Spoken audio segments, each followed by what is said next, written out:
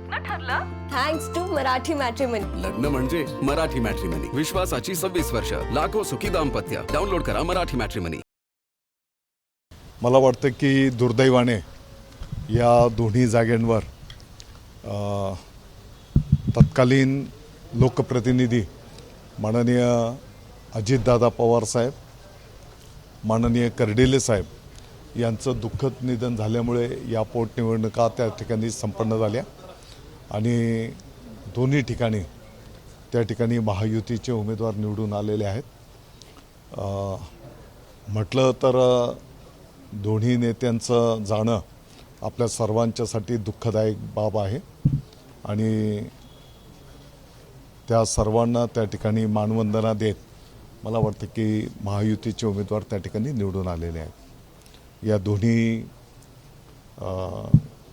लोकप्रतिनिधींचं मी शुभेच्छा देतो, त्यांचं अभिनंदन करतो. पश्चिम बंगालचा निकाल समोर आलेला आहे, अपेक्षेप्रमाणे हा निकाल नाही, निश्चितपणे आपण जर बघितलं असेल तर पश्चिम बंगालमध्ये आपल्या देशाचे लोकप्रिय प्रधानमंत्री आदरणीय नरेंद्र मोदी साहेबांच्या नेतृत्वाखाली गेल्या अनेक वर्षांच्यापासून त्या ठिकाणी भारतीय जनता पक्षाच्या माध्यमातून अनेक कार्यकर्ते त्या ठिकाणी काम करत होते.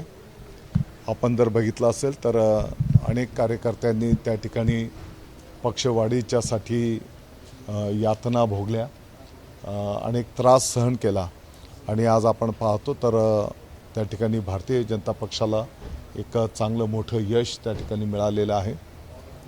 त्याच पद्धतीने आसाममध्येही चांगलं मोठं यश मिळालेलं आहे, पांडिचेरीमध्ये यश मिळालेलं आहे.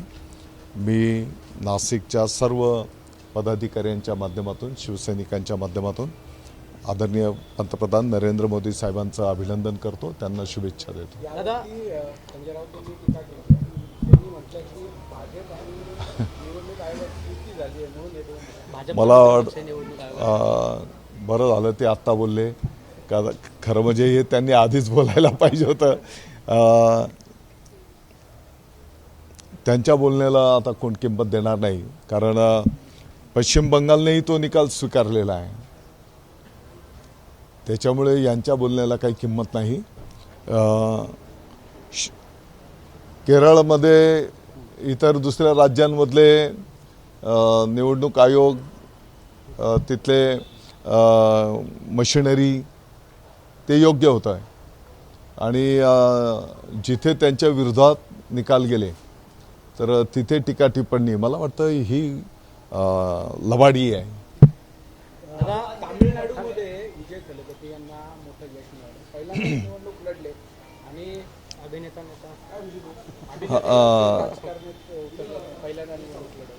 नाही, ठीक आहे, शेवटी लोकशाही प्रक्रियेमध्ये आपल्याला जनतेचा कौल स्वीकारावा लागतो. त्यांनी, मी बघितलं बातम्यांमध्ये, त्यांनी बरीच आश्वासनं त्या जनतेला दिलेले आहेत. आता येणाऱ्या काळामध्ये त्यांना त्या आश्वासनांची पूर्तता करावी लागेल. अबू आझमी यांनी म्हटलंय की मुख्यमंत्री देवेंद्र फडणवीस यांनी आम्हाला आश्वासन दिलंय की महाराष्ट्रामध्ये मराठी सक्ती होऊ देणार. काय अबू आझमी म्हणाले की त्यांना मुख्यमंत्री म्हटले की महाराष्ट्रात मराठी सक्ती होऊ देणार नाही. मला वाटतं की अबू आझमींचा गैरसमज असेल. माननीय मुख्यमंत्री महोदयांनी मराठीच्या संदर्भामध्ये त्यांच्या भावना स्पष्ट नमूद केलेल्या आहेत. महाराष्ट्रामध्ये राहणाऱ्या प्रत्येकाला मराठी बोलता आलं पाहिजे, लिहिता वाचता आलं पाहिजे, ही आपली सगळ्यांची भूमिका आहे. आणि हो, त्याची अंमलबजावणी करत असताना कदाचित काल जर कोण दुसऱ्या बाहेरच्या राज्यातला आलेला असेल तर त्याला एक दिवसामध्ये लगेच ती भाषा काय येणार नाही, किंबहुना मग त्या भाषेच्यासाठी गुंडगिरीचा वापर योग्य नाही, अशी त्यांची भूमिका आहे.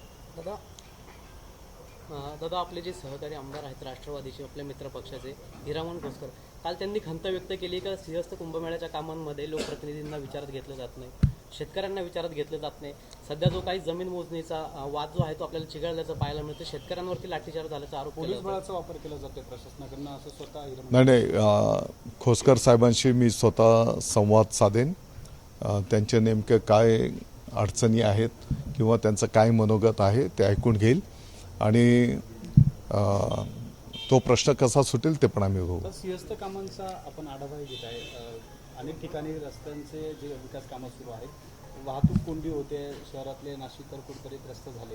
एकूण कशा पद्धतीने विकास कामांना नाही, आता विकास कामं जर आपल्याला हवी आहेत तर थोडासा त्रास पण सहन करावा लागेल. आणि आपल्याला माहिती आहे की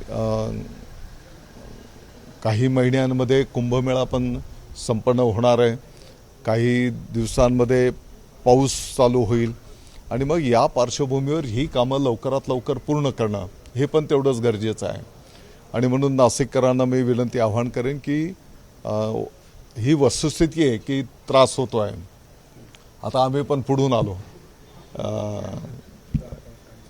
हां, म्हणजे द्वारका सर्कलचा जो आपला रेग्युलर पॉईंट होता त्याच्याऐवजी पुढे जावं लागलं आहे आपल्याला.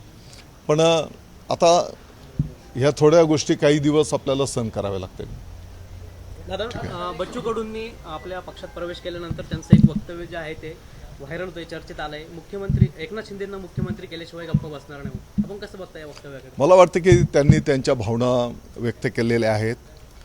शिवसैनिकांच्या त्या भावना असणारच आहेत.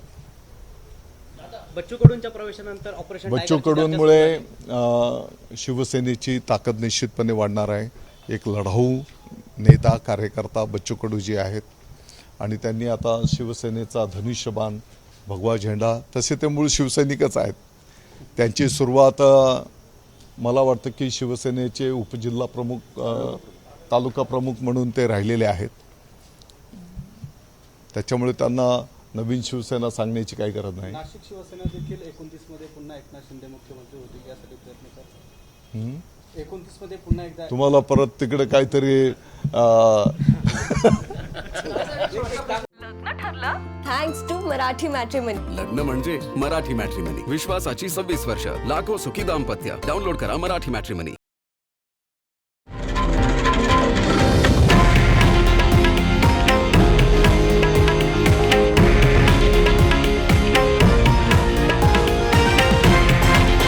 हे आहे देशातील नंबर 1 न्यूज नेटवर्क आणि आपण पाहत आहात TV9 मराठी, एकमेव.